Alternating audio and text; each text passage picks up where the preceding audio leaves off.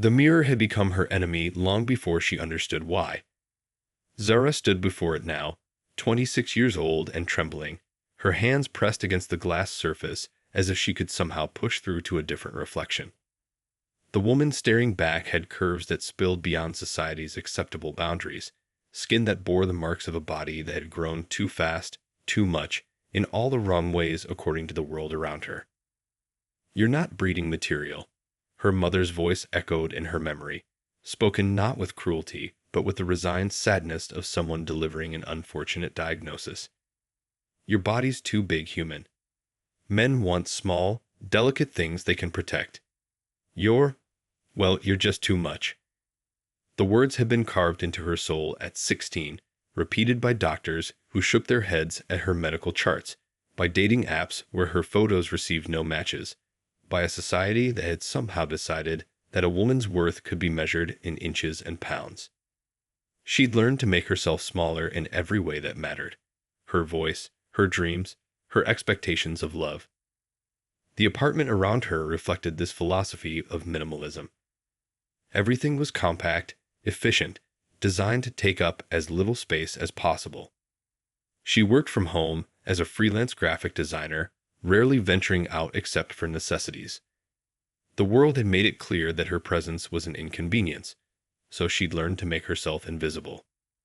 But today was different. Today, she had to leave the safety of her controlled environment. Her best friend Sarah was getting married, and despite every instinct screaming at her to send regrets and a gift card, she promised to attend. Sarah had been the one person who'd never made her feel like a mistake, who defended her through school when the cruel comments started, who'd insisted that Zara's heart and mind mattered more than the numbers on a scale. The dress hanging on her closet door mocked her efforts. She'd ordered it online in a size she thought would fit, but even the largest option felt like a betrayal of her body's reality. The deep navy fabric was beautiful, elegant even, but on her it felt like a costume she had no right to wear. Her phone buzzed with a text from Sarah. "Can't wait to see you today. You're going to look absolutely stunning. Marcus is so excited to finally meet you." Marcus, Sarah's older brother, recently returned from years of working abroad. Zara had heard stories about him. Brilliant engineer, world traveler, the kind of man who could have anyone he wanted. Sarah had been mysteriously insistent that they should meet, despite Zara's repeated protests that she wasn't interested in being anyone's charity case or experiment in dating someone different. The wedding venue was a garden estate on the outskirts of town, all climbing roses and fairy lights strung between ancient oak trees. Zara arrived early, hoping to slip in unnoticed and find a corner where she could observe without being observed. But the moment she stepped out of her car, she felt the familiar weight of stairs, the whispered conversations that stopped when she passed. She perfected the art of making herself functionally invisible at social gatherings, finding the least conspicuous chair, positioning herself behind taller people, keeping her interactions brief and self-deprecating to head off any awkwardness. It was a survival skill she'd honed over years of feeling like an intruder in spaces designed for people unlike her. The ceremony was beautiful, and watching Sarah's radiant happiness brought tears to Zara's eyes. This was what love looked like: complete acceptance, joy that couldn't be contained, two people who'd found their perfect match. It was everything Zara had convinced herself she didn't want, because she'd never believed it was possible for someone like her. During the cocktail hour, she'd successfully positioned herself near the edge of the reception area, partially hidden by a flowering bush, when she heard a voice behind her. "You must be Zara." She turned, and her breath caught. The man standing there was tall, with dark hair that caught the golden light of the setting sun and eyes that seemed to look directly into her soul. This had to be Marcus. He had Sarah's same warm smile, but where Sarah was petite and delicate, he was broad-shouldered and solid, commanding space in a way that felt natural rather than aggressive. "I'm Marcus," he continued, extending his hand. "Sarah's told me so much about you. She said you're incredibly talented, funny, and that you have the kindest heart of anyone she knows." Zara felt her cheeks burn. She'd expected polite small talk, maybe a brief introduction before he moved on to more interesting company. Instead, he seemed genuinely pleased to meet her, his handshake firm and warm, his attention completely focused on her, as if she were the only person at the entire wedding. She exaggerates, Zara managed, already planning her escape route back to the safety of her car. But Marcus didn't move away. Instead, he gestured to the garden around them. She also said you designed the wedding invitations and programs. I saw them. They're absolutely beautiful. The way you incorporated the rose motif with the typography, it's like poetry in visual form. No one had ever described her work as poetry before. Most clients treated her designs as afterthoughts, necessary evils to be approved quickly and forgotten. But Marcus was looking at her as if her creative vision mattered, as if she mattered. Would you like to dance? He asked as the music began drifting from the reception area. Zara's heart hammered against her ribs. Dancing meant being seen, being held, taking up space on a floor where everyone could watch her move her too big body in ways that would surely look awkward and wrong. I don't really dance, she said quickly. I'm not very good at it. Marcus smiled, and something in his expression made her chest tighten with an emotion she couldn't name. Neither am I, he said. But Sarah threatened to put embarrassing childhood photos of me in her wedding slideshow if I didn't ask the most interesting person here to dance. And according to her, that's definitely you. He held out his hand, palm up, waiting for her decision. In that moment, Zara realized she had a choice. She could retreat to her car and her small, safe life, or she could take the hand of this man who looked at her like she was worth knowing. For the first time in years, she chose to be brave. Zara's hand trembled as she placed it in Marcus's, expecting him to flinch at her touch or lead her to some dark corner where they wouldn't be noticed. Instead, he guided her directly to the center of the dance floor, where other couples swayed beneath the twinkling lights. She felt exposed under the soft glow, certain that everyone was staring at the spectacle of her dancing with someone so clearly out of her league. Look at me, Marcus said softly, his voice cutting through her spiraling anxiety. When she lifted her eyes to meet his, the rest of the world seemed to fade away. Just me. His hand settled on the small of her back with a reverence that made her breath hitch. There was nothing hesitant or careful about his touch. He held her like she was exactly where she belonged, like her body was something to be treasured rather than tolerated. They moved together slowly, and she was amazed to discover that with him, she didn't feel clumsy or oversized. She felt graceful, feminine, desired. Sarah mentioned you've been living like a hermit, Marcus said, his breath warm against her ear. She's worried about you. I'm fine, Zara replied automatically, the defense mechanism she'd perfected over years of well-meaning concern from friends who couldn't understand why she wouldn't just put herself out there. Are you? His question wasn't accusatory, just curious, as if her answer actually mattered to him. Because from where I'm standing, it looks like you're hiding from something. Or someone. The song changed to something slower, more intimate, and Marcus pulled her closer. She could feel the solid warmth of his chest against hers, smell the clean scent of his cologne, mixed with something uniquely him. Her heart raced with a mixture of terror and longing she hadn't felt in years. I'm not hiding, she lied. I just prefer my own company. Marcus chuckled, the sound vibrating through his chest. I've spent the last 5 years traveling alone, working in remote locations, convincing myself I preferred solitude. Want to know what I learned? She nodded, not trusting her voice. Loneliness disguised as independence is still loneliness, and life's too short to spend it protecting yourself from experiences that might actually make you happy.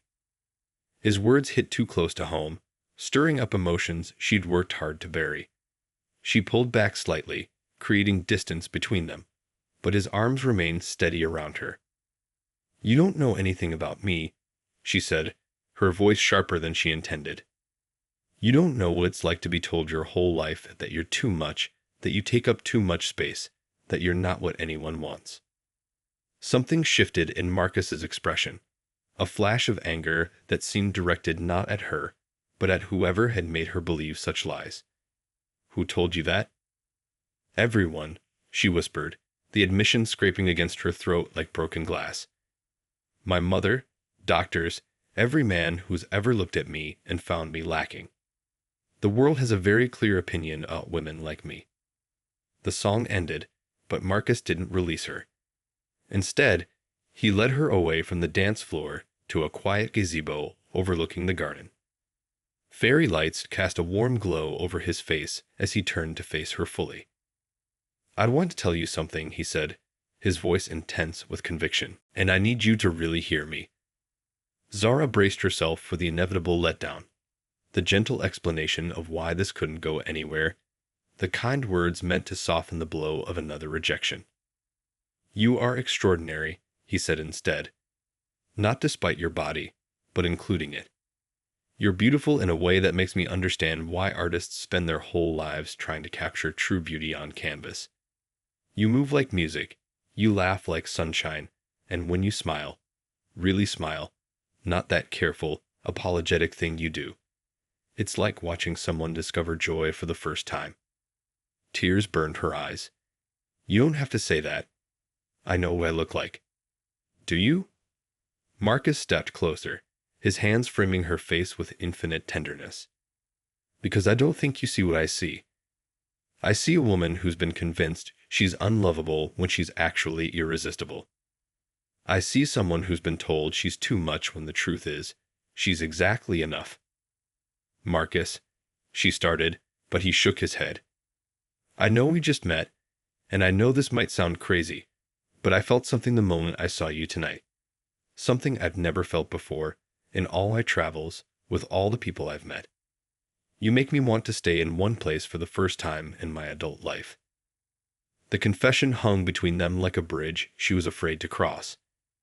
Everything in her experience told her this was impossible, that men like Marcus didn't fall for women like her, that this had to be some kind of mistake or misunderstanding.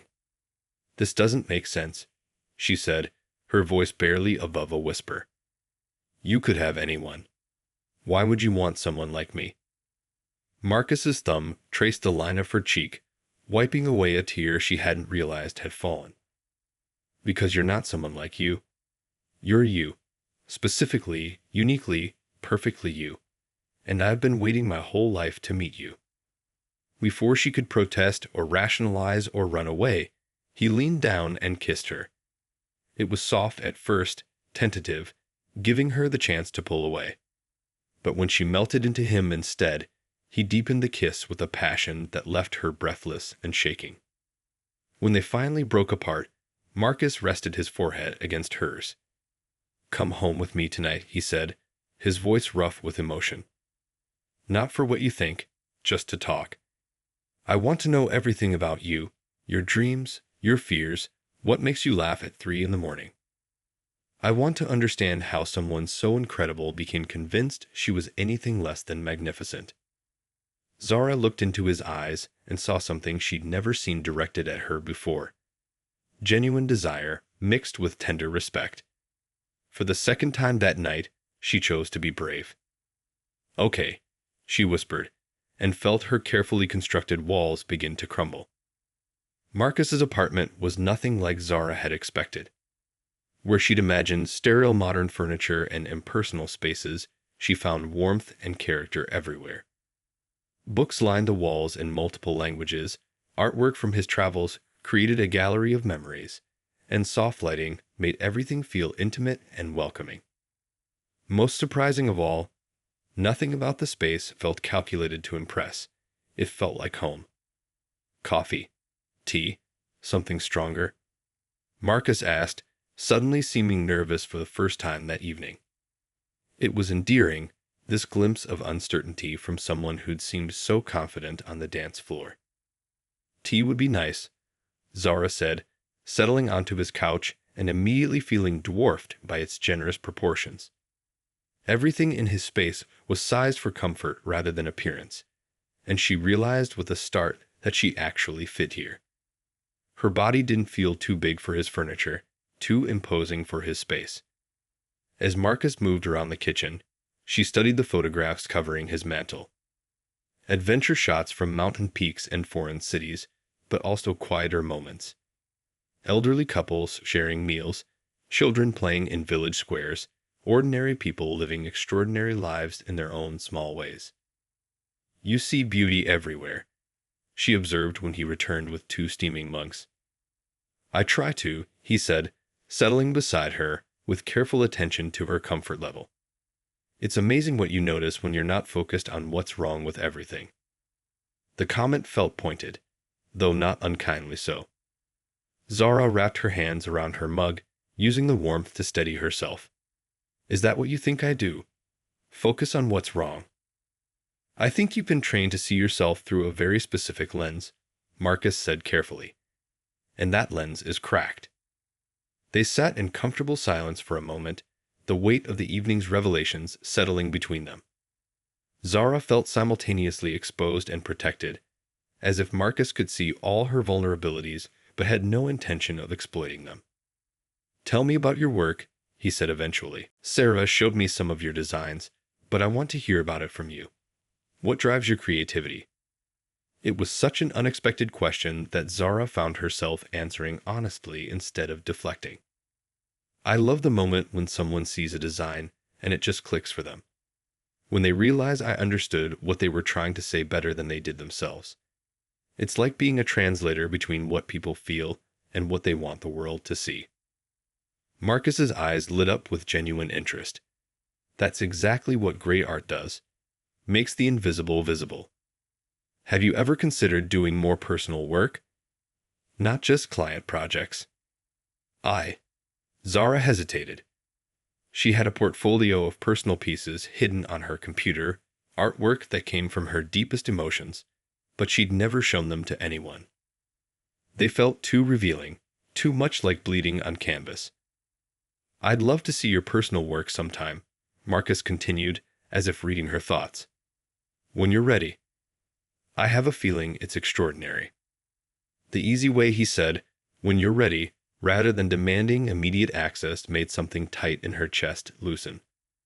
He wasn't pushing or pressuring, just expressing genuine interest in who she was beyond their first meeting.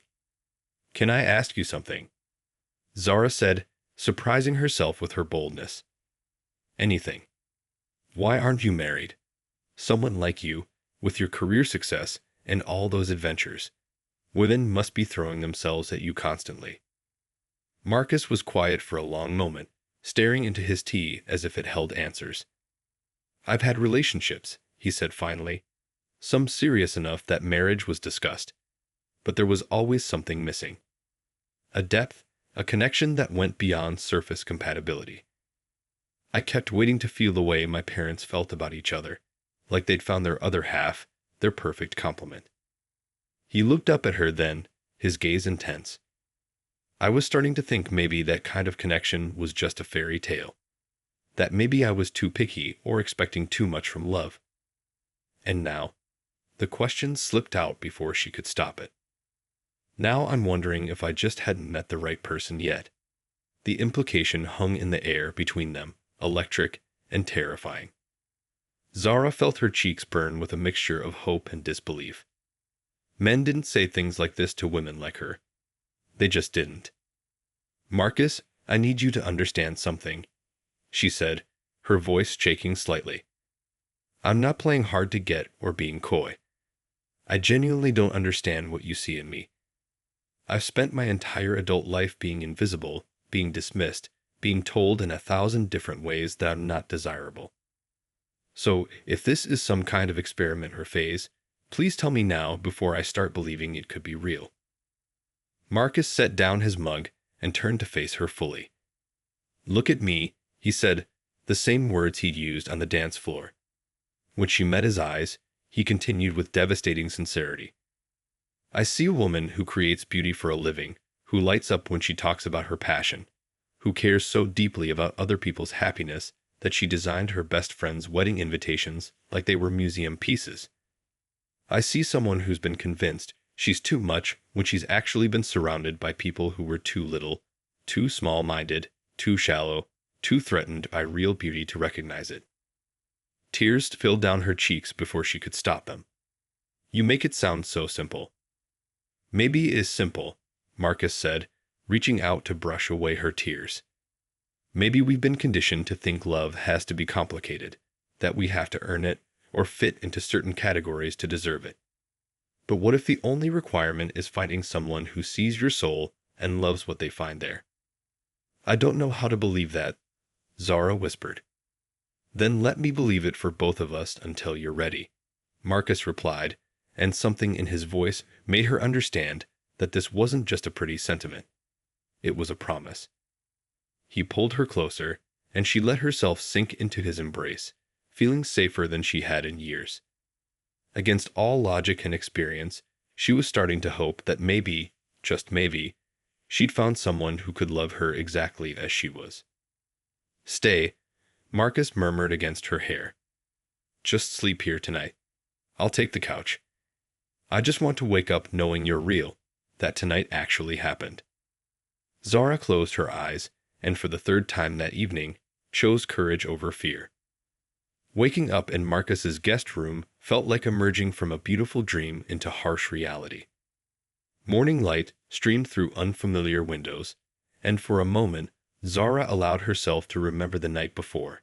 The dancing, the conversation, the way Marcus had looked at her like she was precious. But as consciousness fully returned, so did the familiar weight of self-doubt. What had she been thinking? Men like Marcus didn't fall for women like her in real life. He'd probably woken up horrified by whatever spell the wedding atmosphere had cast, eager to politely extract himself from a situation that made no sense in daylight. She could hear movement in the kitchen, the sound of someone preparing breakfast, and her stomach clenched with anxiety.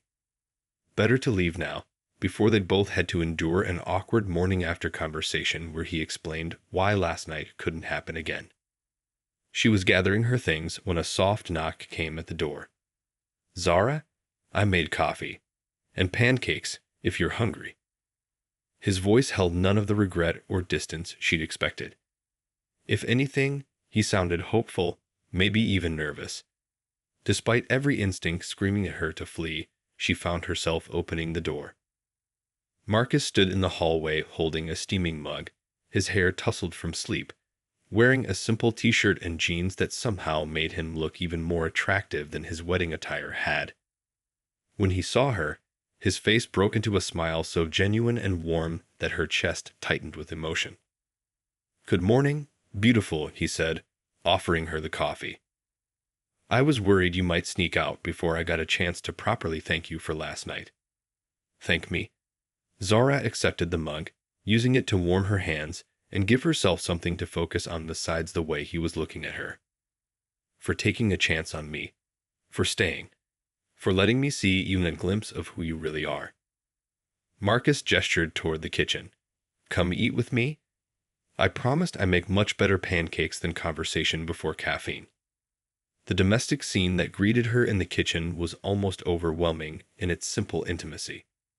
Marcus had set the table for two, complete with fresh flowers from his garden and what appeared to be homemade blueberry pancakes. He moved around the space with easy confidence, plating food and refilling her coffee as if they'd shared 1,000 mornings together.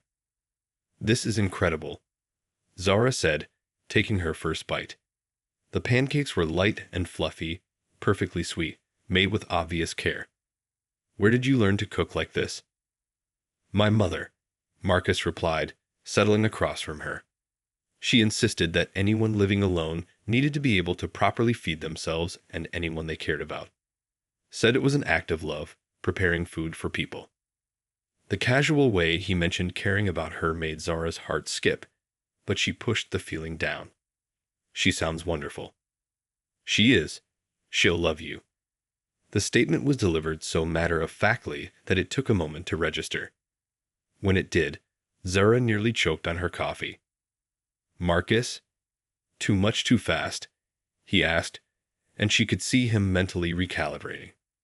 "Sorry. I tend to speak in certainties when I'm excited about something." or someone. They ate in comfortable silence for a few minutes, the morning sun streaming through his windows and casting everything in golden light. Zara found herself relaxing despite her anxieties, lulled by the peaceful domesticity of the moment.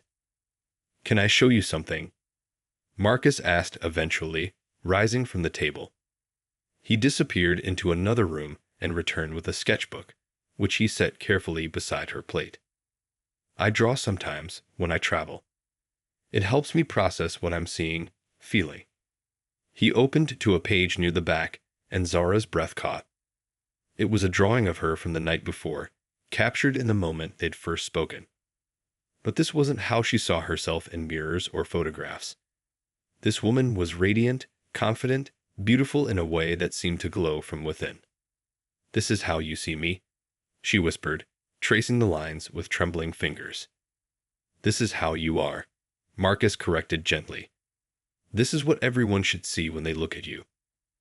Tears threatened again, but this time they felt different, less like grief and more like recognition. "I don't know how to be this person." "You already are this person. You just need to give yourself permission to believe it." Marcus closed the sketchbook and reached for her hands. "Zara, I know this is moving fast, and I know you have every reason to be skeptical, but I need you to know something. Last night wasn't some impulse or whim. I've been looking for you my entire life without knowing it." "But we barely know each other," she protested, even as her heart raced with hope. "I know you take your coffee with just a splash of cream. I know you hum when you're content, like you did while eating breakfast. I know you see the world through an artist's eyes, finding beauty in details other people miss. I know you're brave enough to take chances even when you're terrified, and kind enough to design wedding invitations like love letters." Marcus's thumb traced circles on her palm. "I know you think you're too much, but you're exactly what I've been missing." The declaration hung between them, profound and terrifying in its sincerity. Zara felt as if she were standing on the edge of a cliff, with Marcus offering to catch her if she jumped. "What happens now?" she asked, her voice barely audible. "Now we take this one day at a time. No pressure, no expectations beyond spending time together and seeing where this leads." Marcus lifted her hand to his lips, pressing a soft kiss to her palm. "But I'm hoping it leads somewhere beautiful." Zara looked into his eyes and saw her own hope reflected back at her. For the first time in her life, she wasn't thinking about all the reasons why she wasn't enough. Instead, she was beginning to believe that maybe, with Marcus, she was exactly enough. "I'd like that," she said, and meant it with every fiber of her being. Marcus's smile was radiant. "Then let's start with today. What would you like to do?" As they planned their first official day together, Zara felt something shifting inside her. A tiny crack in the armor of self-doubt she'd worn for so long. It wasn't transformation, not yet, but it was the beginning of something she'd never dared imagine. The possibility of being loved for exactly who she was. 3 months later, Zara was learning that love wasn't a fairy tale ending. It was a daily choice to believe in something that felt impossible. Some days were easier than others. On good days, she could almost see herself through Marcus's eyes, could feel beautiful and desired and worthy. But on bad days, the old voices returned with vengeance, whispering that this was all temporary, that eventually he'd see what everyone else saw and realize his mistake. Today was one of the bad days. It started with a simple invitation to Marcus's company holiday party. "It'll be fun," he'd said over breakfast, his excitement genuine. "I can't wait to introduce you to everyone. My colleagues have been dying to meet the woman who's made me so happy." But all Zara could hear was the subtext she was certain existed. His successful, polished colleagues would take one look at her and wonder what Marcus was thinking. She'd spent the morning trying on every dress she owned, each one making her feel more inadequate than the last. Nothing looked right. Nothing felt right. She looked exactly like what she was, someone who didn't belong in Marcus's sophisticated world. By the time he arrived to pick her up, she'd worked herself into a state of near panic. She met him at the door, still in her robe, her eyes red from crying, her carefully applied makeup ruined. "I can't go," she said before he could speak. "I'm sorry. I know this is important to you, but I just can't." Marcus's face immediately shifted from excitement to concern. "What happened? Are you sick?" Me," Zara said, her voice cracking. "That's what happened. I'm me, and I don't fit in your world, and everyone's going to see it at the moment we walk in there." She expected him to argue, to try to convince her she was being irrational, to get frustrated with her for ruining his evening. Instead, Marcus stepped into her apartment and gently closed the door behind him. "Okay," he said simply, "we don't go. But it's important for your career." "You're more important than my career." The statement was delivered without hesitation, as if it were the most obvious truth in the world. "Zara, look at me." She reluctantly met his eyes, expecting to see disappointment or pity. Instead, she found the same steady love that had been there every day for 3 months, unchanged by her tears or fears or obvious breakdown. "Do you trust me?" he asked. The question caught her off guard. "Of course." "Then trust me when I tell you that you belong anywhere I belong. Trust me when I say that anyone who doesn't see how extraordinary you are isn't worth impressing." Marcus reached for her hands, his touch grounding her spiraling thoughts. "But more than that, I need you to start trusting yourself." "I don't know how," she whispered. "Then let me show you something." Marcus led her to her computer, and, with her permission, opened the folder where she kept her personal artwork, the pieces she'd never shown anyone, the raw emotional work that came from her deepest self. He clicked through them slowly, his face illuminated by images that revealed her soul in ways she'd never intended anyone to see. "Do you know what I see here?" he asked after viewing the entire collection. Zara shook her head, afraid to speak. "I see a woman who understands pain and beauty in ways that would humble most people. I see someone who can take suffering and transform it into something transcendent. I see an artist whose work could change how people think about themselves and the world." Marcus turned to face her fully. "This is who you are, Zara. Not the scared woman standing here in a bathrobe, but the powerful creative force who made these. This is what the world needs to see." Something in his words cut through her panic, reaching a part of her that had been dormant for so long she'd forgotten it existed. The part that had dreamed of showing her work, of connecting with others through her art, of mattering in ways that had nothing to do with her appearance. "I've been thinking," Marcus continued carefully, "about what you said once, about being a translator between what people feel and what they want the world to see. What if you did that for yourself? What if you used your art to show the world who you really are?" "I'm not brave enough," Zara said automatically. "You're the bravest person I know. You've survived years of being told you don't matter, and you still create beauty. You took a chance on loving me, even when everything in your experience told you it was impossible. You wake up every morning and choose to keep going despite a world that's tried to convince you you're not worth space." Marcus's voice was fierce with conviction. "That's not cowardice, Zara. That's heroism." His words hit her like a physical force, breaking through defenses she'd spent decades building. For the first time, she saw her survival not as weakness, but as strength, her persistence not as delusion, but as courage. "What are you suggesting?" she asked, her voice barely audible. "I'm suggesting you stop hiding. Stop making yourself small to make other people comfortable. The world needs your voice, your perspective, your truth." Marcus gestured to her artwork. "This could be an exhibition. Your story could help other people who feel the way you felt." The idea was terrifying and exhilarating in equal measure. To put her most vulnerable work on display, to stand behind it publicly, to claim space as an artist rather than apologizing for existing. It felt impossible and necessary at the same time. What if they hate it? What if they hate me? What if they love it? What if you change someone's life the way you've changed mine? Marcus pulled her close, his arms strong and steady around her. But even if they don't understand it, even if it's difficult, at least you'll know you tried. At least you'll know you chose to be seen. Zara closed her eyes and leaned into his embrace, feeling the fear and excitement warring in her chest. She thought about the woman in his sketch, the one who glowed with confidence and self-possession. Maybe that woman wasn't a fantasy. Maybe she was just waiting for Zara to stop hiding from her. "Will you help me?" she asked. "Every step of the way," Marcus promised. "But Zara, you have to understand. This isn't about proving yourself to anyone else. This is about you finally seeing yourself as worthy of being seen." As they stood there planning her emergence from the shadows, Zara felt something fundamental shifting inside her. The scared girl who believed she was too much was finally ready to discover what happened when she stopped trying to be less.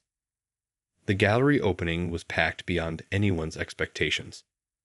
Zara stood near the entrance, wearing a flowing emerald dress that Marcus had helped her choose, something that celebrated her curves rather than hiding them, something that made her feel like the artist she was becoming rather than the woman she'd been taught to be. Her hands trembled slightly as she watched people move through the space, studying her most vulnerable work, her visual diary of self-doubt and healing. The exhibition was called Becoming Visible, a journey from shame to self-love, and every piece told part of her story. The early works were dark, heavy with the weight of societal rejection and internalized hatred. But as visitors moved through the space, they could see the gradual shift. Moments of light breaking through, color returning, the emergence of a woman learning to see herself as worthy of love and space and recognition. "I can't believe how many people are here," Sarah whispered, appearing at Zara's side with champagne and obvious pride. "The gallery director says they've never had an opening generate this much buzz." Zara nodded, still in shock at the turnout. But more than the numbers, she was amazed by the reactions. She'd watched people stop in front of her pieces, really looking, some with tears in their eyes. A group of young women had spent 20 minutes discussing one painting. A self-portrait where Zara had painted herself both as she saw herself and as Marcus saw her, the two images slowly merging into one. "There's something you need to see," Sarah continued, tugging Zara toward the center of the gallery where her largest piece hung.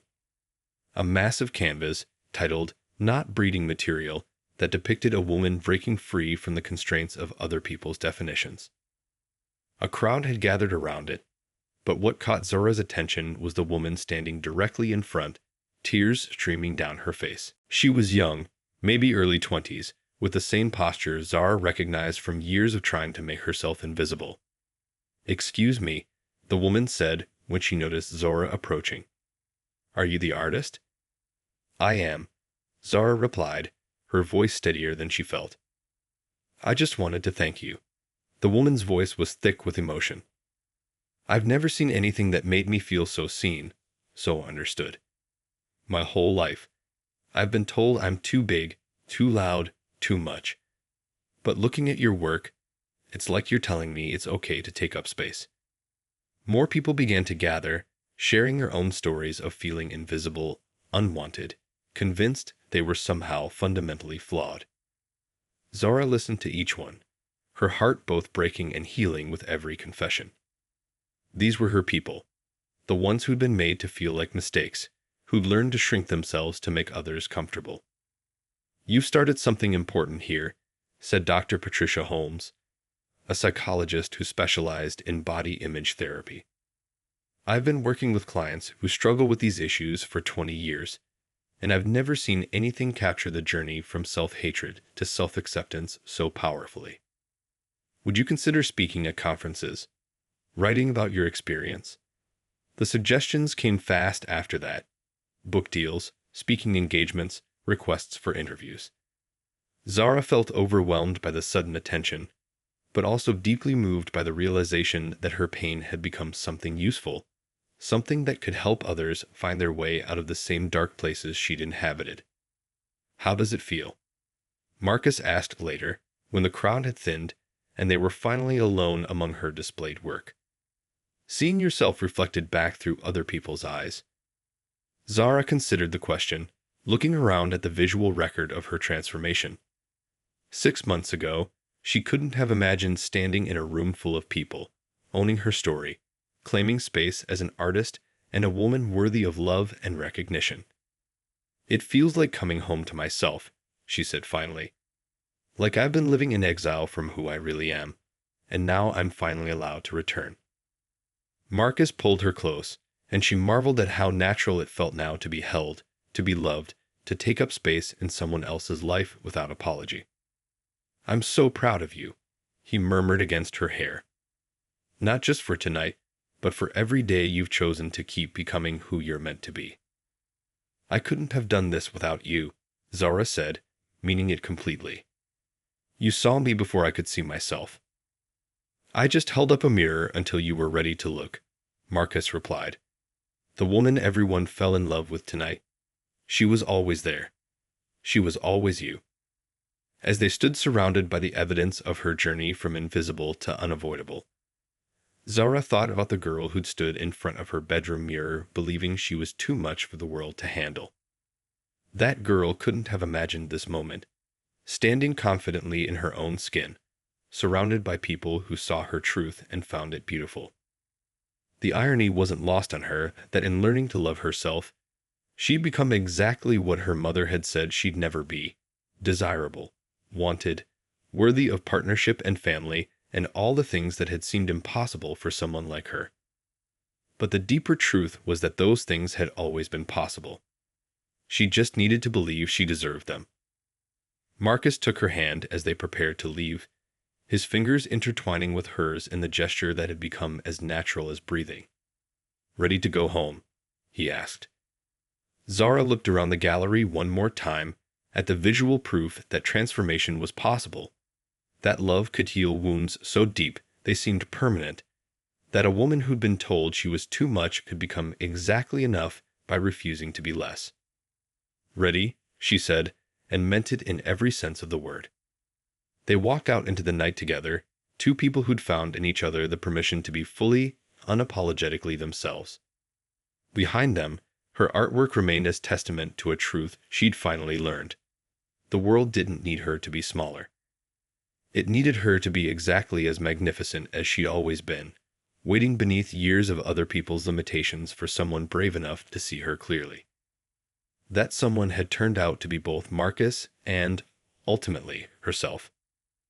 2 years later, Zara stood in the kitchen of the home she and Marcus had bought together, her hands resting on the gentle curve of her belly as she watched him through the window.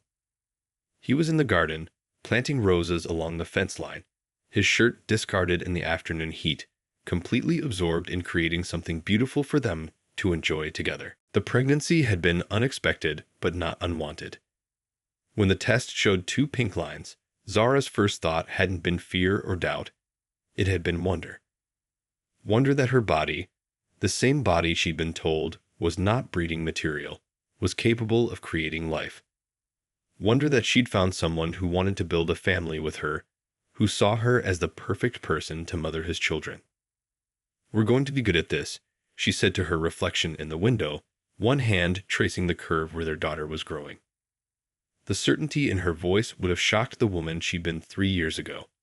But this Zara, the one who'd learned to trust love, to believe in her own worth, knew it was true. Her phone buzzed with a text from her publisher.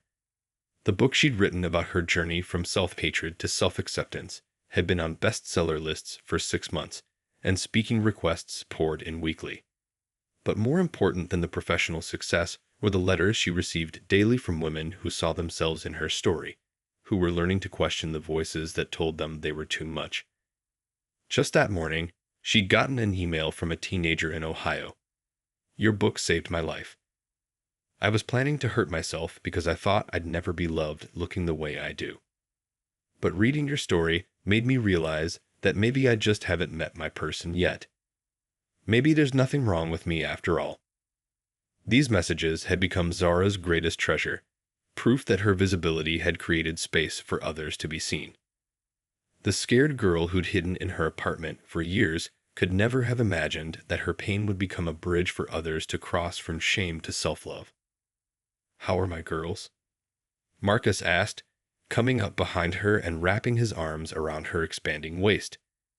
His hands settled over hers on her belly, and she leaned back into his solid warmth. Perfect, Zara said, meaning it completely. She's been dancing all morning. I think she's going to be an artist like her mama. Or an engineer like her daddy, Marcus suggested, pressing a kiss to her neck. Or something completely her own that we haven't even imagined yet. The casual confidence with which he spoke about their daughter's future filled Zara with emotion. There was no doubt in his voice, no concern about whether their child would be acceptable or worthy or enough. He simply assumed she would be magnificent, whatever form that magnificence took. I've been thinking, Zara said, turning in his arms to face him. About names. And? What do you think about Hope? Hope Elizabeth, after your grandmother. Marcus's eyes filled with tears. His grandmother had been the first person to encourage his artistic side, the one who taught him to see beauty in unconventional places. She would have adored Zara, would have recognized in her the same strength that had carried her through her own struggles. Hope Elizabeth Chen Martinez, Marcus said, trying out the full name. It's perfect. She's going to change the world, isn't she? She already has, Zara replied, thinking about how this pregnancy had shifted something fundamental in her understanding of her body. For years, she'd seen it as a failure, a disappointment, something that took up too much space and attracted the wrong kind of attention. But now, feeling their daughter move inside her, she understood her body as miraculous. It was strong enough to create life, generous enough to nurture growth, powerful enough to bring their dreams into reality. The doorbell rang, interrupting her thoughts. They were expecting Sarah and her husband for dinner, along with Marcus's parents who were visiting from Portland. Family dinners had become a regular tradition, something Zara had initially approached with terror, but now looked forward to with genuine joy. I'll get it, Marcus said, but Zara was already moving toward the door. I've got it, she said, no longer afraid to be the one who greeted guests, who took up space in social situations, who claimed her role as hostess and partner and soon-to-be mother. Sarah arrived with her arms full of flowers and her characteristic enthusiasm.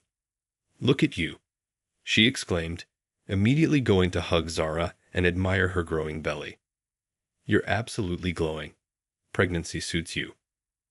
Behind Sarah came Marcus's parents, Tom and Elena, who had embraced Zara from their first meeting with the warmth of people who recognized love when they saw it. Elena immediately began fussing over Zara's comfort, while Tom helped Marcus with dinner preparations, the easy domesticity of people who'd become family. As they sat around the dinner table later, sharing stories and laughter, Zara marveled at how natural this felt. She wasn't performing or pretending or trying to make herself smaller to fit in. She was simply being herself, and that self was enough. More than enough. Tell them about the documentary, Marcus prompted during dessert. Zara felt her cheeks warm with a mixture of pride and disbelief. A filmmaker wants to create a documentary about body acceptance, following several women's journeys. They want me to be one of the featured subjects. That's incredible, Sarah said, though not surprising. You've become such an important voice in this movement. Movement. The word still felt surreal to Zara. She'd never intended to become an activist or spokesperson. She'd simply told her truth and discovered that her truth resonated with thousands of others who'd been carrying similar wounds. What's the hesitation? Elena asked perceptively, noting Zara's conflicted expression. It means being even more visible, Zara admitted. Putting my story on an even bigger platform. Sometimes I still can't believe this is my life, that people want to hear what I have to say. That's exactly why they need to hear it, Tom said gently. Because you remember what it felt like to believe you didn't matter. That authenticity is what makes your message so powerful. As the evening wound down and their guests prepared to leave, Zara stood in the doorway with Marcus, watching their loved ones drive away. The woman who'd once hidden from social gatherings now hosted them with confidence and joy. No regrets? Marcus asked, his arm around her shoulders. Zara considered the question, thinking about the path that had brought her here. From the invisible girl convinced she was too much to the visible woman who'd learned she was exactly enough. Every painful step had been necessary. Every moment of self-doubt had contributed to the strength that now defined her. Not a single one, she said, her hand finding his as their daughter moved beneath her heart. Every broken piece led me here, to you, to us, to her. I wouldn't change anything. In the distance, she could hear the sound of other families settling in for the night, other love stories unfolding in the houses around them. But this love story, hers and Marcus's and Hope's, felt like a miracle she'd never dared to dream. The girl who'd been told she wasn't breeding material was about to become a mother. The woman who'd believed she was too big for love had found someone who thought she was exactly the right size for his heart. And the artist who'd hidden her truth was now sharing it with the world, creating space for others to step into their own light. Some fairy tales, Zara realized, were real. They just required the courage to believe you deserved a happy ending.